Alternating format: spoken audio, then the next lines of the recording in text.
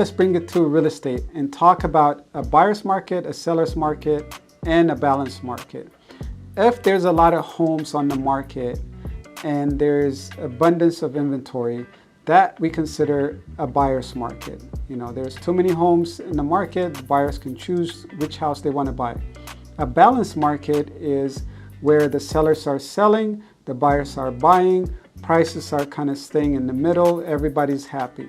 In real estate, if there's not a lot of inventory, if there's not a lot of homes for the buyers to buy, prices will start going up, inventory will be low, so we consider that a seller's market.